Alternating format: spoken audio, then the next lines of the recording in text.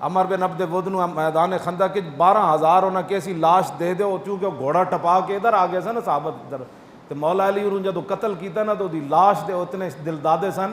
کہ انہاں کہ عرض کیتی حضور ہوتے کہندے 12,000 درہم لے لو تے عمر بن عبد ود دی لاش دے دیو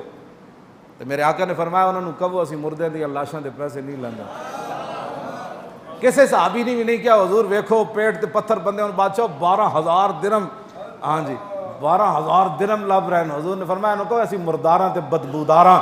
دے پیسے انہوں کہو چک کے لے جاؤ انہیں کسے صحابی نے بھی نہیں کیا حضور اگر اس طرح ہو جاندہ تو چنگا نہیں سی پیسے مفت لب رہے ہیں ہاں خوددار نہ ہو فقر تو ہے کار الہی اقبال کہنا خوددار نہ ہو فقر تو ہے کار الہی ہو صاحب غیرت تو ہے تمہید امیری اقبال ہاں کیوں جی بند غیرت اندر ہوئے تے تمہید امیری ہے ہاں جی اور مقام فقر کتنا بلند ہے شاہی سے اقبال کہندا فقیری تے شاہی نال بھی بلند ہے روش کسی کی گدا یا نہ ہو تو کیا کہیے اقبال کہندا اندروں کوئی بھکھا ہوئے تو او دا بھوک دا علاج تے کوئی نہیں نا لیکن مقام فقر کتنا بلند ہے شاہی سے اقبال کہندا ہوئے محمد عربی دا فقیر تے او قالین ریشم دی بچھی ہوئے تے نعمان بن مقرن اپنی تلوار تے نیزے نال انہوں پھاڑ دین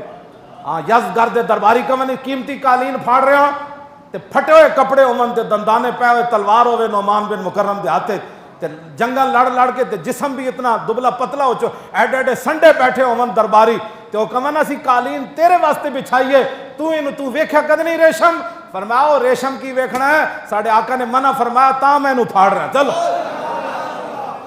ہاں اس نہ مقام فقر کتنا بلند ہے شاہی سے لیکن روش کسی کی گدا یا نہ ہو تو کیا کہیے یہ ساریاں گلاں چھڈو آمڑی گدا ہاں گدا یا نہ ہے تو محمد عربی دے غلام بنو تے تاریخ لبیک یا رسول اللہ دا دن رات کم کرو آیا آیا دین